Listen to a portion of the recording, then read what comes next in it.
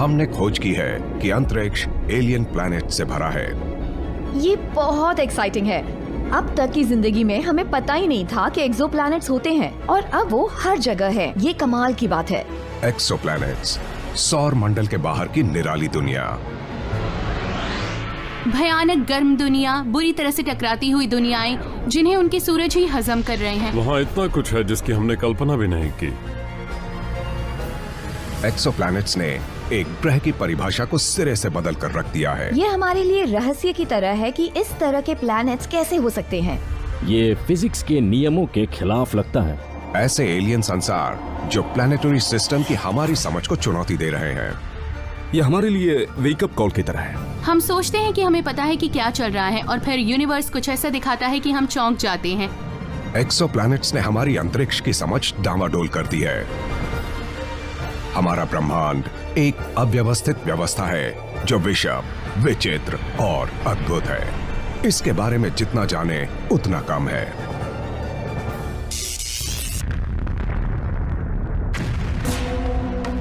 हमने अब तक 4000 से ज्यादा एक्सोप्लैनेट्स ढूंढ लिए हैं। अजब गजब संसारों की तेजी से बढ़ती व्यू रचना।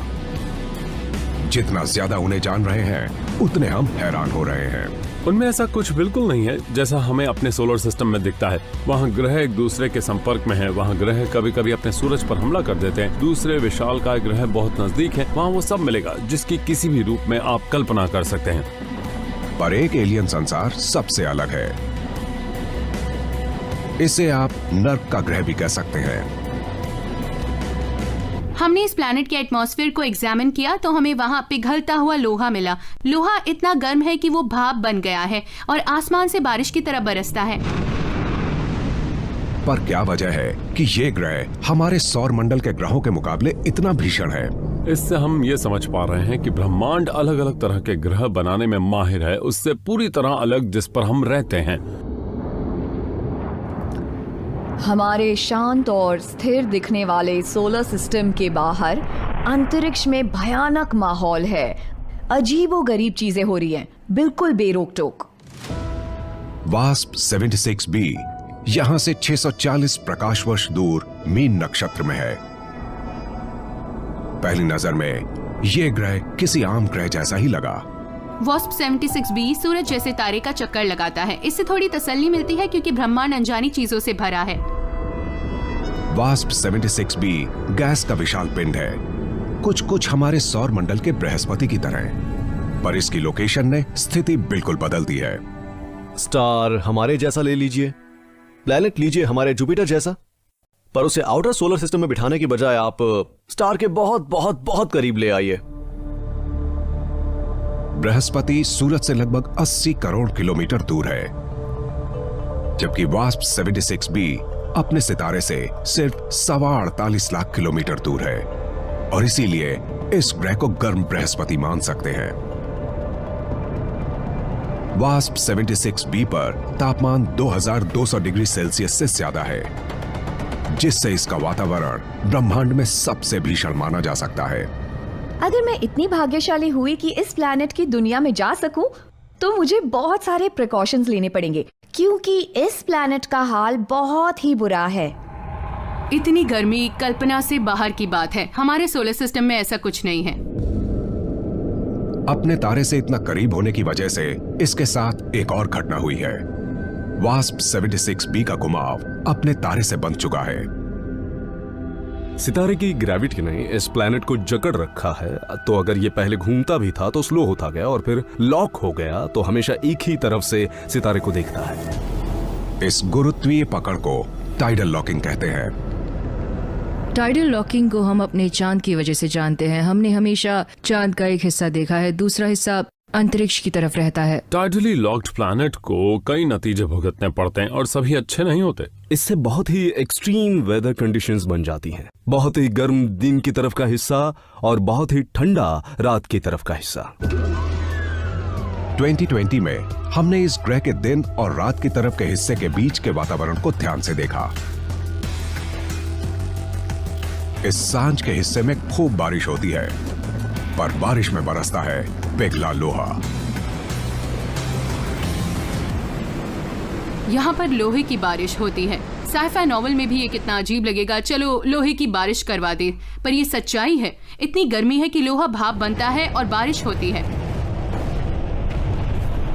जब मैं बड़ा हो रहा था तो टीवी पर साइफाई देखता या नॉवेल्स पढ़ता तो कोई प्लैनेट होता जहाँ अजीब कंडीशन होती। ओह, यहाँ आकाश से लोहा बरसता है, और मुझे लगता कैसी बेवकूफी है। और अब मुझे पता लग रहा है कि प्रकृति इतनी अजीब है कि हम सोच भी नहीं सकते। लोहा भाप कैसे बनता है? ज्यादातर मटेरियल्स दूसरी स्टेट्स में मौजूद रह सकते हैं, जैसे कि पानी है। पानी जब बर्फ होता है तो सॉलिड होता है, और जब उसे गर्म करते हैं तो पानी बन जाता है, जो उसका लिक्विड फॉर्म है। और जब आप उसे और गर्म करते हैं तो ये भाप बन जाता है।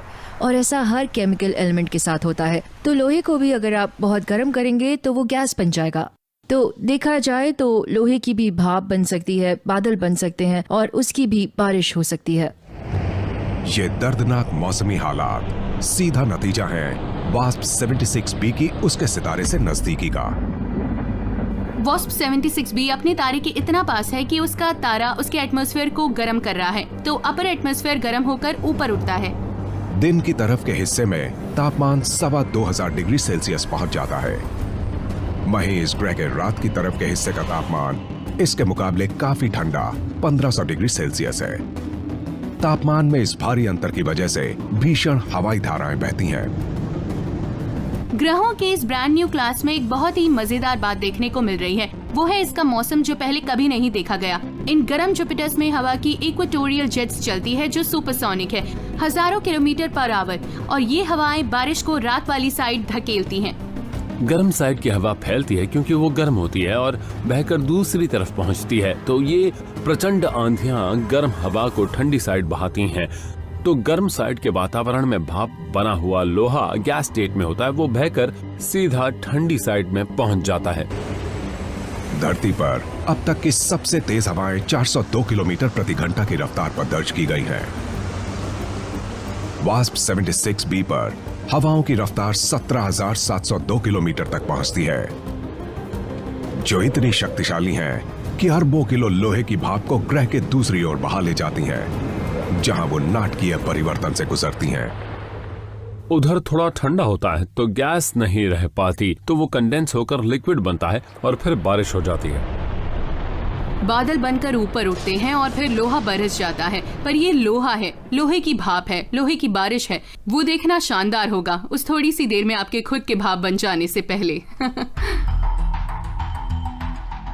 आपको लग रहा होगा कि लोहे की बारिश वास्प 76b की सबसे अजीब खासियत है, पर खगोल विज्ञानी इस गैस के विशाल पिंड के स्थान से और भी ज्यादा हैरान हैं। अगर हम अपने सोलर सिस्टम को देखें तो यहाँ पर गैस जायंट्स हैं जैसे जुपिटर, और पथरीले ग्रह हैं जैसे धरती। हमारे सौर मंडल में पथरीले ग्रह सूरज के करीब हैं और गैस पिंड उससे दूर हैं। पर एक्सोसिस्टम्स में अलग अलग तरह के ग्रहों की स्थिति गड़बड़ाई हुई है। हमें वहां जुपिटर जितने बड़े प्लैनेट्स उनके स्टार्स के बहुत ज्यादा नजदीक मिलते हैं, हमारे सोलर सिस्टम के बिल्कुल उलट। और रॉकी प्लैनेट्स भी स्टार्स के बहुत नजदीक हैं, बहुत ही टाइट और अजीब से कॉन्फ़िगरेशन में। इतने करीब से अपने सितारों का चक्कर लगाने वाले ये ग्रह भारी रेडिएशन फेंककर अपना अस्तित्व बचाते हैं, जैसे अपनी सहन शक्ति की परीक्षा दे रहे हो। पर सभी संसारों पर इतनी समस्या नहीं है। कुछ तो इतने हल्के और नाजुक हैं कि लगता है भी कि नहीं। क्या ये अजीब सी फूली हुई गेंदें ग्रहों की श्रेणी में आती भी हैं? एक्सोप्लैनेट्स की खोज होने से पहले हमें लगता था कि हमारा सोलर सिस्टम ही पैमाना है, यानी दूसरे सोलर सिस्टम इसके जैसे दिखते हैं, रॉकी प्लैनेट्स, गैस जायंट्स, ऐश जायंट्स। पर जब हमें ये मिले तो देखा इनमें हमारे सोलर सिस्टम जैसा कुछ नहीं है। 2012 में हमने खोज की 3 गैस पिंडों की, जो सूरज के जैसे ही एक सितारे केपलर 51 का चक्कर लगा रहे हैं और हमसे 2615 प्रकाश वर्ष दूर सिग्नस नक्षत्र में है। शुरुआत में ये ग्रह बिल्कुल बृहस्पति ग्रह जैसे ही दिख रहे थे, पर 2019 में हमने इन्हें ध्यान से देखा। केपलर 51 के सिस्टम में जो सूरज के जैसा ही तारा है, आप उम्मीद करते हैं कि आपको धरती की तरह के ग्रह नजर आएंगे, हमारे सोलर सिस्टम में मौजूद ग्रहों के जैसे। पर उसकी बजाय आपको कुछ ऐसा दिखाई देता है कि आप कहते हैं ये क्या माजरा है। हम एक्सोप्लैनेट्स की खोज कर रहे थे और हमें अजीब चीजों की आदत हो गई थी, पर ये सबसे अलग था। सही मायने में ये एक एलियन नजारा था। ग्रहों की उत्पत्ति के बारे में हमारी धारणा के अनुसार केपलर 51 का चक्कर लगा रहे ग्रहों का अस्तित्व संभव ही नहीं है। केपलर 51 का चक्कर लगा रहे ये तीनों ऑब्जेक्ट्स अंतरिक्ष के जादूगर हैं, क्योंकि ये लगते हैं जुपिटर जैसे, पर इनका वजन धरती से बस कुछ ही गुना ज्यादा है। इन ग्रहों की डेंसिटी पानी से 10 गुना कम है। अगर आप इनके वातावरण में कोई चीज फेंक सकें तो वो तैरेंगी। ये ऐसे है जैसे कॉटन कैंडी होती है। इनकी डेंसिटी बहुत ही कम है। जैसे अगर आप इन्हें बाथ टब में डाल सके तो ये तैरने लगेंगे। बहुत ही कम डेंसिटी है। तो सोचिए जुपिटर से बड़ी कोई कॉटन कैंडी है, जैसे वहाँ पर पार्टी हो रही है। ये फूले हुए ग्रह हीलियम और हाइड्रोजन से बने हैं, बिल्कुल बृहस्पति ग्रह की तरह। पर बृहस्पति से उलट इन फूले हुए गोलों पर मौजूद गैस सघन नहीं है, बल्कि ढीली है, जो इन्हें विशाल हल्की फुल्की गेंद बनाती है। तो जबकि ये आकार में बृहस्पति के बराबर है, इनका भार सिर्फ उसके 1% के बराबर है, जैसे किसी वयस्क हाथी का वजन एक 10 साल के बच्चे के बराबर हो। ये सुपर पफ प्लैनेट्स, जो एक ग्रह के लिए बहुत ही मजेदार नाम होगा, बहुत ही कम डेंसिटी के प्लैनेट्स हैं, यानी कि ये बहुत ज्यादा फूले हुए और हल्के हैं। इनकी कंसिस्टेंसी बिल्कुल हल्की स्नो के जैसी है। इन ग्रहों का इतना कम वजन होना वैज्ञानिकों के सामने परेशानी पैदा कर रहा है। ये बहुत बड़ी अनहोनी घटना है, क्योंकि इतने फूले हुए हल्के ग्रहों का अस्तित्व कैसे हो सकता है। बृहस्पति जैसे गैस पिंडों के बनने की शुरुआत बर्फ और चट्टानों से बने केंद्रीय भाग से होती है। ये केंद्रीय भाग तब तक बढ़ता है जब तक इसमें इतना गुरुत्वाकर्षण बल न उत्पन्न हो जाए कि गैस को अपनी ओर खींचने लगे। इससे 3000 किलोमीटर से ज्यादा गहरा वातावरण बनता है। क्या ये फूले हुए हल्के ग्रह भी ऐसे ही बनते हैं? ग्रह कैसे बनते हैं इसके बारे में हमें जो भी पता है उसे देखते हुए ये बहुत ही अनोखी बात है कि इतनी हल्की कोई चीज हो सकती है, क्योंकि जहां तक हमें पता है टिपिकली ग्रह ऐसे नहीं बनते। ये सुपर पफ प्लैनेट्स पूरे विकसित हो चुके हैं, फिर भी उनमें एक गैस जायंट के जितनी डेंसिटी नहीं है। तो फिर ये अस्तित्व में कैसे हैं? हम ऐसी चीज की बात कर रहे हैं जो बहुत बड़ी है पर जिसमें भार नहीं है। या तो इसका एटमॉस्फेयर बहुत फूला हुआ है, या फिर ऐसा कुछ चल रहा है जो हमें बुद्धू बना रहा है, जिसके कारण या तो हम इसे कहीं ज्यादा हल्का समझ रहे हैं या कहीं ज्यादा बड़ा समझ रहे हैं। ये फूले हुए विशाल ग्रह कैसे बनते हैं, इस बारे में वैज्ञानिकों ने एक सिद्धांत बनाया है। आज ये तीनों ग्रह हमें अपने स्टार के बहुत नजदीक दिखाई देते हैं, पर इनकी बनावट को देखते हुए बहुत संभव है कि ये उससे काफी दूर बने हों, इनकी स्नो लाइन से भी परे। तारामंडल 2 क्षेत्रों में बटा होता है। गर्म अंदरूनी क्षेत्र जो तारे के नजदीक होता है, और ठंडा बाहरी क्षेत्र जो तारे से दूर होता है। स्नो लाइन इन दोनों क्षेत्रों को अलग करती है। गैस से बने ग्रह इस स्नो लाइन से बाहर बनते हैं, तारे से बहुत ज्यादा दूर, जहां गैस आपस में जुड़ सकती है। जैसे खूब सारी हाइड्रोजन और हीलियम को इकट्ठा करके एक एटमॉस्फेयर बना दिया। स्नो लाइन के बाहर पानी संघनित होकर ठोस रूप ले लेता है। ये प्रक्रिया कई छोटे ग्रहों के निर्माण को बढ़ाती है। ये बर्फीले छोटे ग्रह बहुत तेजी से अपना रूप बदलने लगते हैं और गैस पिंडों का रूप लेने लगते हैं। बहुत फूले हुए हल्के पिंड बृहस्पति से भी ज्यादा बाहरी क्षेत्र में बनते हैं, दूर स्थित ठंडे क्षेत्र में। बृहस्पति की तुलना में फूले हुए ग्रहों का केंद्रीय भाग छोटा होता है, पर क्योंकि वो इस ठंडे क्षेत्र में विकसित होते हैं, वो बड़ी मात्रा में हाइड्रोजन और हीलियम को अंदर खींच लेते हैं। और इस तरह बने ये ग्रह जो आकार में बहुत बड़े हैं, पर डेंसिटी और भार में बहुत कम हैं। ये ग्रह लगभग 50 करोड़ साल से आकार में बढ़ रहे हैं, और आकार में बढ़ने के साथ ये खिसक भी रहे हैं। अपने पेरेंट स्टार की ग्रेविटी की वजह से ये उसके पास खिंचते हैं, तो हमें सुपर पफ प्लैनेट्स की चेन दिखाई देने लगती है, ट्रेन के डिब्बों की तरह एक के पीछे एक खिसकते हुए। ये तारे के जितना नजदीक जाते हैं, इन पर बहने वाली तेज हवाएं उतना ही ग्रह को चोट पहुंचाती हैं। ये हवाएं हल्के और ढीले वातावरण को नष्ट कर देती हैं, और इस प्रक्रिया को फोटो इवेपोरेशन कहते हैं। फोटो इवेपोरेशन के प्रोसेस की वजह से ग्रह अपना एटमॉस्फेयर खो देते हैं। हर सेकंड करोड़ों किलो एटमॉस्फेयर खत्म होने लगता है। ये सुपर पफ्स घूमते हुए डैंडरलाइंस की तरह हैं जो हवा के साथ उड़ रहे हैं। वैज्ञानिक अनुमान लगा रहे हैं कि अगले 45 लाख सालों में तारे के सबसे नजदीक वाला फूला हुआ हल्का ग्रह अपना वातावरण पूरी तरह खो देगा, जिसके कारण ये नेपच्यून के जितने आकार का छोटा ग्रह बन जाएगा। दूसरे दोनों ग्रह मोटे तौर पर बिना किसी नुकसान के बच जाएंगे। हम तेजी से अजीब अनोखा गोलाकार संसार ढूंढ रहे हैं। ग्रहों की खोज करने वाले भी कुछ जाना पहचाना जीने के अनुकूल ग्रह ढूंढने की कोशिश कर रहे हैं। अब हम सोच रहे हैं कि ऐसे भी ग्रह हो सकते हैं जहां पानी का प्रभुत्व हो, पर वो पानी के ग्रह कहीं मृग मरीचिका तो नहीं जिसके पीछे हम बेतहाशा भाग रहे हैं। एलियन संसार की खोज में हमें अनगिनत अजीबोगरीब, डरावनी और अद्भुत बातें मिली हैं, पर हमारे अपने ग्रह जितना निराला प्लैनेट अब तक नहीं मिला। इतने साल से खजाने की खोज करते हुए भी अब तक वो एक कोहिनूर नहीं मिला, एक ऐसा ग्रह जो पृथ्वी जैसा हो। पर धरती जैसा ग्रह ढूंढ पाने की संभावना कितनी है? धरती जैसा कोई ढूंढना सच में एक्सोप्लैनेट्स की खोज करने का खास मकसद है, और मुझे लगता है कि ऐसा ग्रह है, हमें बस ढूंढते रहना है और नए तरीके और टेक्नोलॉजी डेवलप करते रहना है।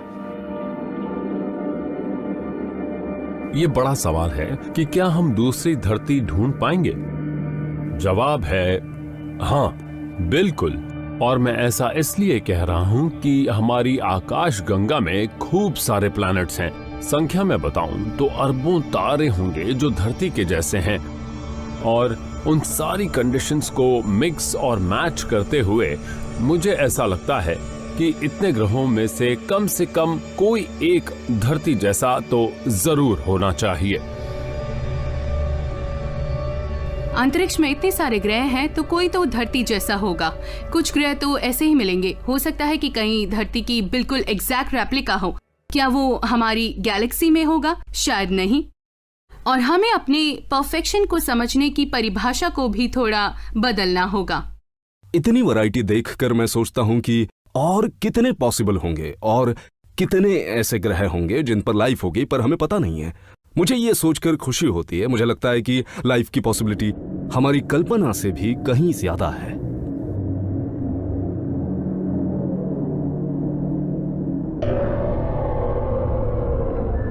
जीने के लायक परिस्थितियों वाला एक्सोप्लैनेट ढूंढ पाना भाग्य की बात है। एक्सोप्लैनेट्स की छटाई करना और उनमें जिंदगी की तलाश करना ऐसा ही है जैसे किसी इंटरस्टेलर डेटिंग ऐप पर किसी को ढूंढना।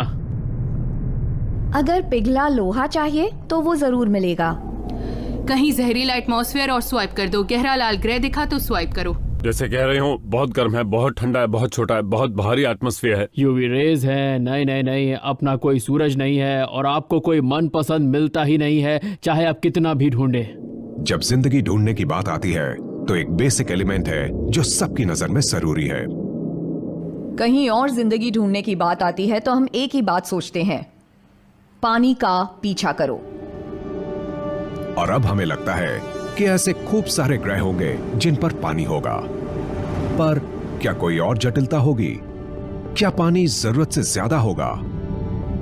2019 की एक स्टडी के अनुसार आकाश गंगा में ऐसे कई ग्रह हैं जिन पर धरती की तुलना में हजारों गुना ज्यादा पानी है। उनमें से कुछ तो नेपच्यून से भी छोटे हैं। हम उन्हें सब नेपच्यून्स कहते हैं। उन्हें ये सब नेपट्यून्स मिले। नेपट्यून से छोटे पर धरती से बड़े। अब ये पहले देखे ग्रहों से अलग है। हमें ऐसे ग्रह मिले जो धरती से सिर्फ 40 प्रकाश वर्ष दूर हैं, ओफाइकस नक्षत्र में। वैज्ञानिकों ने इसे नाम दिया है वाटर वर्ल्ड। इन सब नेपट्यून्स में से GJ1214 भी ऐसा हो सकता है जहां हमारी कल्पना से भी ज्यादा पानी हो। अभी तक हमें बहुत पक्के तौर पर मालूम नहीं है कि GJ1214b कैसा दिखता है। धरती को नीला ग्रह कहा जाता है, जबकि भार में यह सिर्फ 0.5% पानी है, जबकि GJ1214b का 70% भार पानी हो सकता है। अनुमान है कि इस ग्रह का केंद्रीय भाग पथरीला होगा, सागर अजीब और भाप से भरा गर्म हवाओं वाला वातावरण होगा। हम जरा सा पानी ढूंढने में भी बहुत टाइम स्पेंड करते हैं, ये जानने के लिए कि उस ग्रह में जीवन है या नहीं है। तो इसीलिए ये मजेदार बात है कि हमें कोई ऐसा ग्रह मिले जो पूरा ही पानी हो।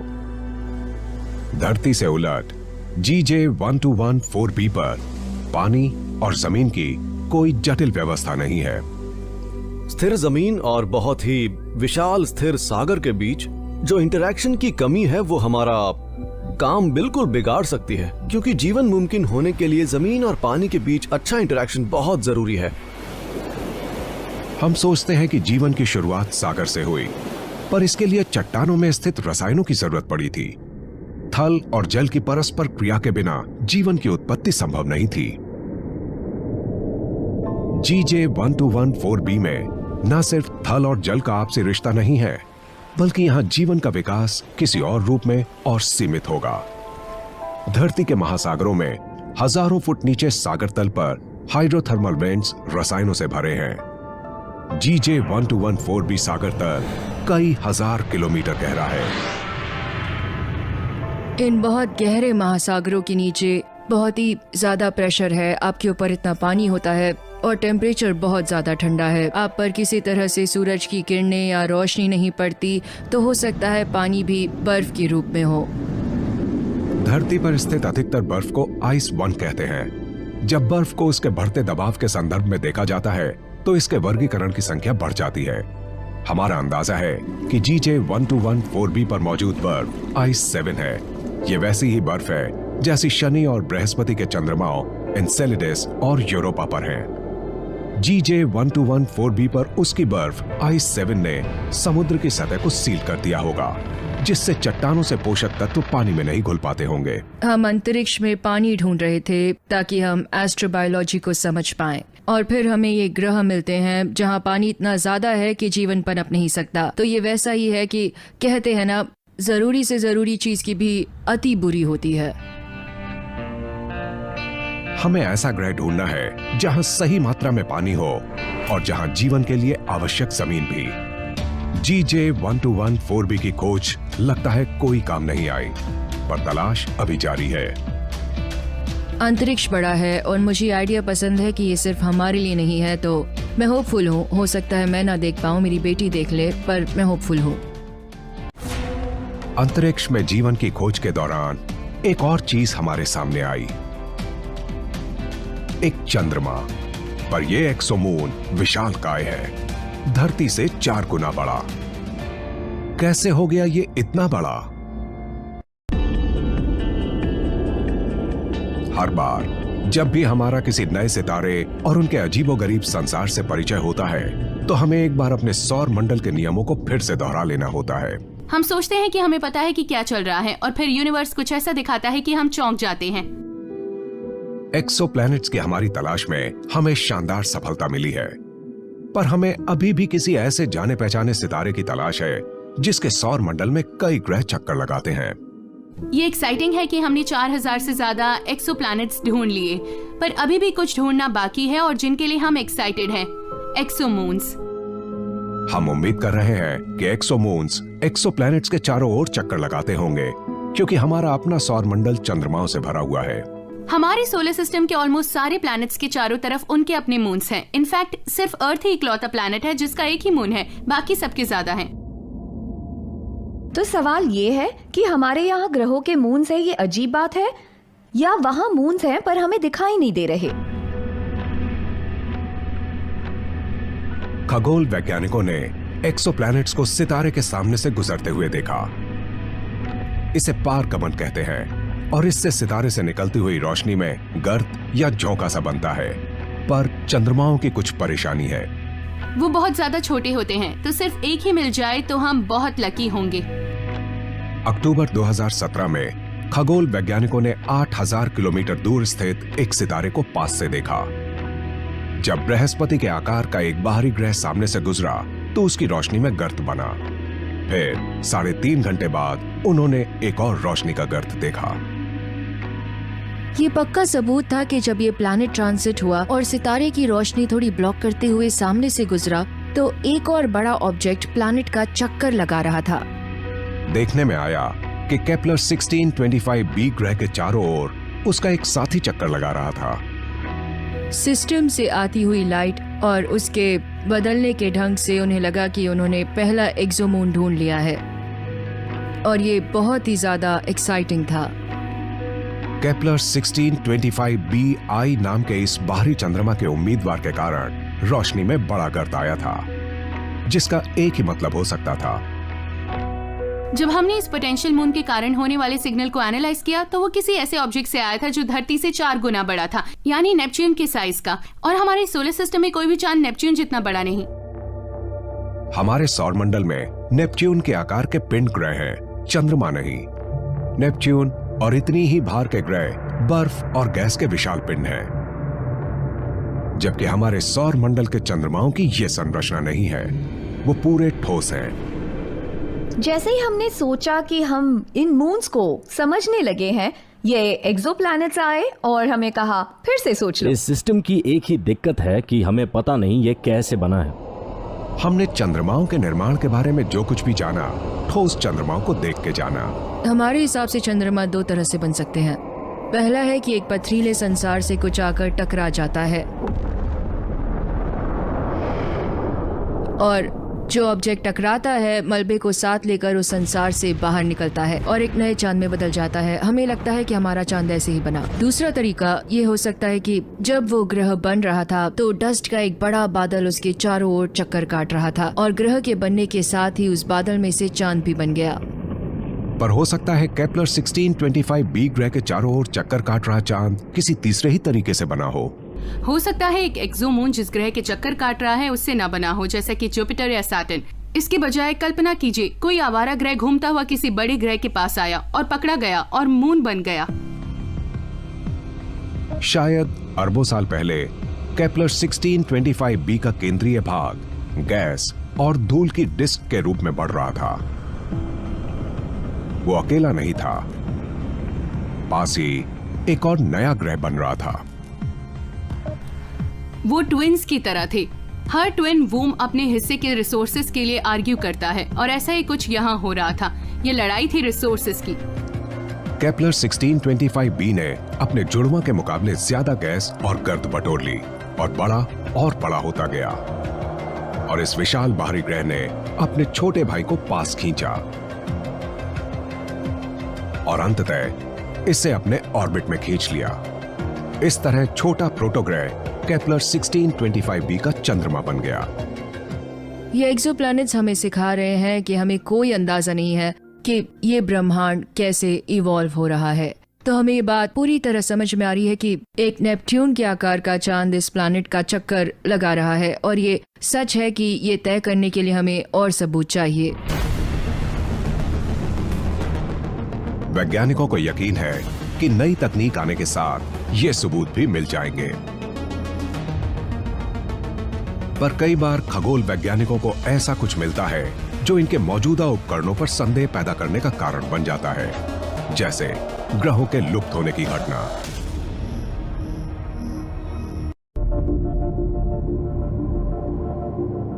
हमने कुछ अति असाधारण भारी ग्रहों की खोज की।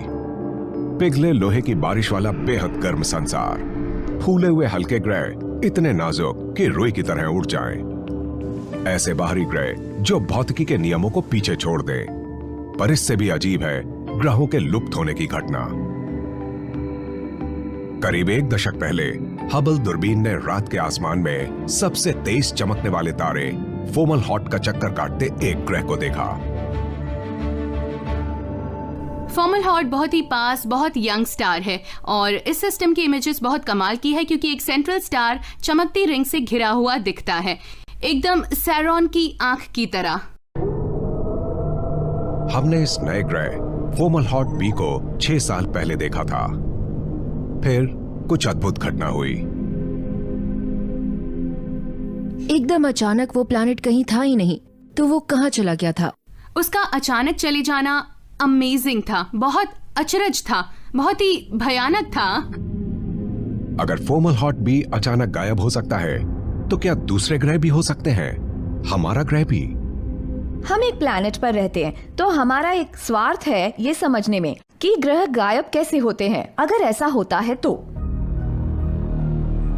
अक्टूबर 2019 में खगोल वैज्ञानिकों ने बिल्कुल फिल्मी अंदाज वाले एक तारामंडल BD+20 307 को देखकर ग्रहों के गायब होने की अवधारणा पर खोजबीन की। स्टार वॉर्स में टैटूइन की जो आइकॉनिक इमेज है, जिसमें जब आप ऊपर देखते हो तो आसमान में 2 सूरज दिखते हैं, ये पूरी तरह से झूठ नहीं है। अंतरिक्ष के किसी दूसरे कोने में बहुत अलग अलग किस्म के स्टार सिस्टम्स हैं। इनफैक्ट एक दूसरे का चक्कर लगाते 2-2 सितारों के जोड़े भी वहाँ काफी कॉमन है। अगर 2 सितारा मंडल इतना ही आम है, तो BD+20 307 किस मायने में अलग है? ये 2 सितारे गैस और गद के डिस्क के बीच में रहते हैं, बिल्कुल फोमल हॉट की तरह। पर फोमल हॉट नया मंडल है, सिर्फ 50 करोड़ साल पुराना, जबकि BD+20 307 अरबों साल पुराना है। और यही अजीब बात है, क्योंकि डिस्क के अंदर मौजूद सामान इतना पुराना है कि उससे तो बहुत पहले नए ग्रह बन जाने चाहिए थे। तो ये चल क्या रहा है?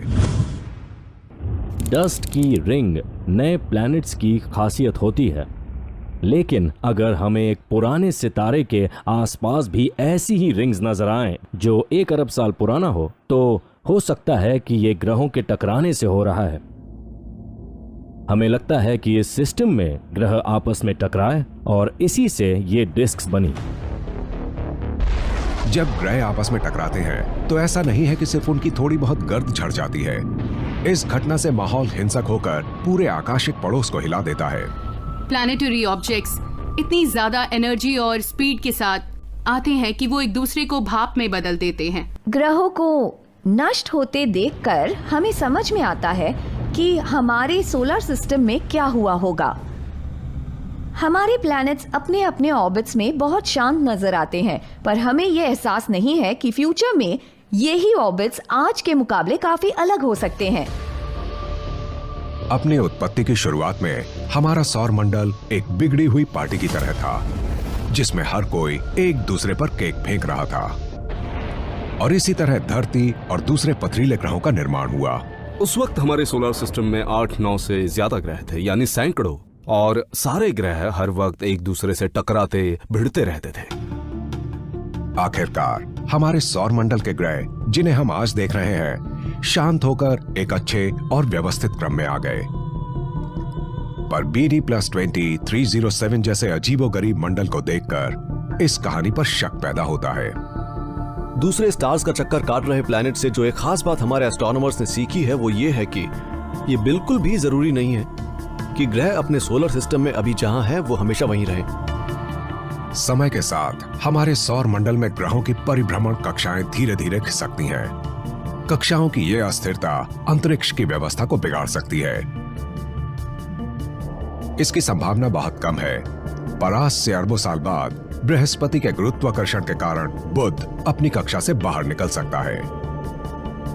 यह घटना बुध के साथ साथ हमारे लिए भी निर्णायक साबित होगी। हमारी सोलर सिस्टम का एक फ्यूचर ये हो सकता है कि मर्क्यूरी आकर धरती से टकरा जाए, जो सुनने में अजीब है, यकीन नहीं होता, पर ये सच में हो सकता है।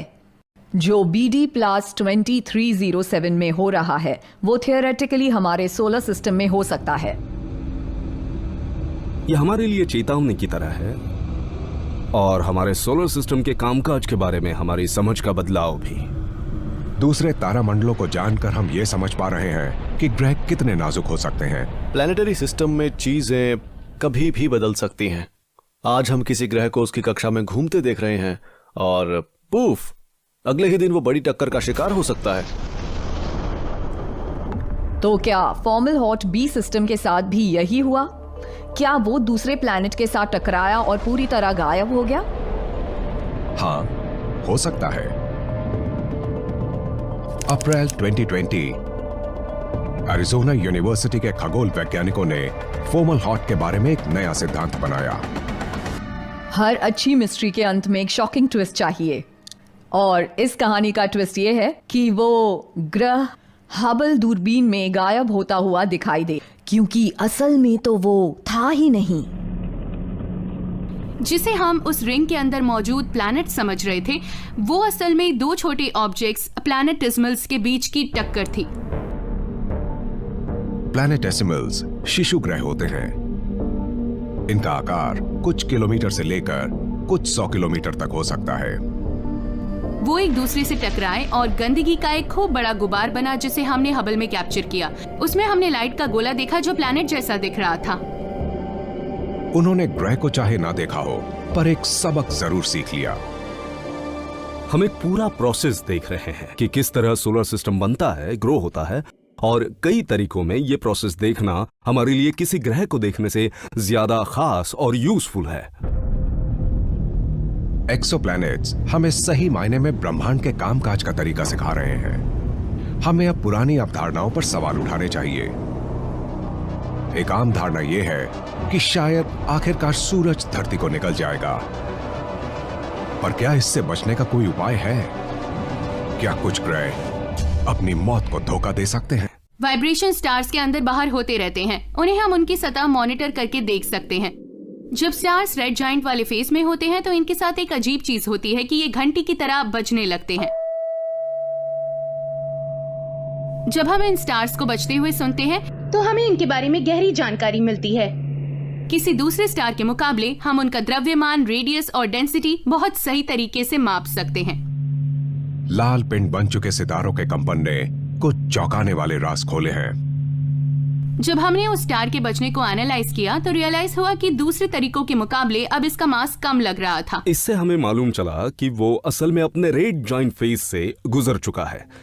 जो सितारा हमें अब दिखाई दे रहा है वो अपने कुछ समय पहले के असली स्वरूप से काफी छोटा है। इस सितारे ने अपनी बाहरी परतें खो दी हैं और ये सिकुड़ने लगा है।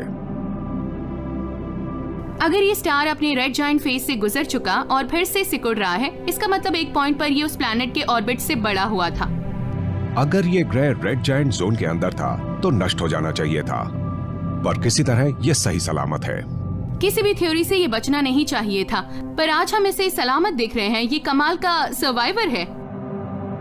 तो हम इसके बचने की घटना को कैसे समझ सकते हैं? क्या इस ग्रह ने अपनी ऑर्बिटल पोजीशन बदल ली थी मौत से बचने के लिए?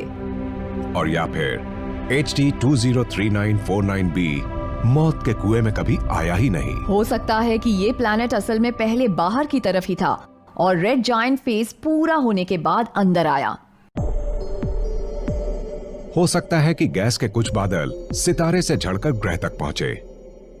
इस गैस से ग्रह अंदर की ओर खींचने लगा और उसकी कक्षा घटने लगी। सितारे के अपने अधिकतम आकार तक पहुंच जाने के बाद ग्रह धीरे धीरे अंदर आने लगा। और आज हम बदला हुआ सिस्टम देख रहे हैं। रेड जॉइंट फेज के बाद का स्टार ऐसे प्लैनेट के साथ जो पहले वहां था ही नहीं जहां आज है। ये बाहरी ग्रह लुप्त होने से तो जरूर बच गया होगा, पर इसका भविष्य ज्यादा उज्जवल नजर नहीं आ रहा। इसका सितारा सिकुड़ते सिकुड़ते आखिरकार ठंडा सफेद बौना सितारा बन जाएगा। अगर मैं वो प्लैनेट होती तो इसके बाद जिंदा रहने की बात से दुखी हो जाती, क्योंकि सब कुछ बदल जाएगा। अंधेरा होगा, ठंड होगी और मैं एक ऐसे सितारे से बंधी होंगी जो पहले जैसा नहीं रहा। यही हमारा भविष्य है, पर ऐसा अगले 5 अरब साल से पहले नहीं होने वाला। और तब तक हम अपनी धरती को शुक्रिया अदा कर सकते हैं कि हम इस पर रहते हैं, न कि उन खतरनाक दुनियाओं में जिन्हें हमने दूसरी गैलेक्सी में देखा है। जितने ज्यादा एक्सो प्लैनेट्स हम ढूंढते जा रहे हैं, उतना ही हमें एहसास हो रहा है कि हम कितने लकी हैं, क्योंकि हमने बड़े प्लैनेट्स देखे हैं और छोटे भी देखे हैं। एटमॉस्फेयर बहुत ज्यादा है, एटमॉस्फेयर बहुत कम है, स्टार्स बहुत नजदीक है, स्टार्स बहुत दूर है, पानी बहुत कम है, पानी बहुत ज्यादा है। यहाँ पृथ्वी पर हर चीज सही है। अपने घर धरती की तुलना में बाहरी ग्रह अंतरिक्ष विज्ञान के जाने माने सिद्धांतों के साथ खींचातानी करके उन्हें तोड़ मरोड़ रहे हैं, पर हर नया संसार खोजने के साथ हम और ज्यादा सीखते जा रहे हैं और साथ ही ब्रह्मांड में अपनी स्थिति को भी समझते जा रहे हैं। हम अगर ये समझ जाए कि प्लैनेट्स कैसे बनते हैं और इस तरह क्यों बनते हैं, कैसे इवॉल्व होते हैं, तो हम अपने खुद का पास्ट, प्रेजेंट और फ्यूचर ज्यादा अच्छे से समझ पाएंगे। मेरे ख्याल से हम जितना ज्यादा इन बाहरी ग्रहों को समझते जाएंगे उतना ही हम अपने सोलर सिस्टम को और इस यूनिवर्स में अपनी सही जगह को समझते जाएंगे। कई बार हम दूसरे ग्रहों के बारे में सोचते हैं और ये भी कि यूनिवर्स में कहीं ना कहीं तो हम जैसे जीव होंगे। मैं तो कहता हूँ कि ऐसे कई सारे अजीब अजीब ग्रह हैं जिनके बारे में हम सोच भी नहीं सकते। हमने कितनी खोज की है जिसमें हमें कितनी सारी अनोखी चीजें देखने को मिली हैं। ये बहुत इंटरेस्टिंग है। सोचिए कितना बोरिंग होता अगर हम सिर्फ एक सोलर सिस्टम के बारे में जानते।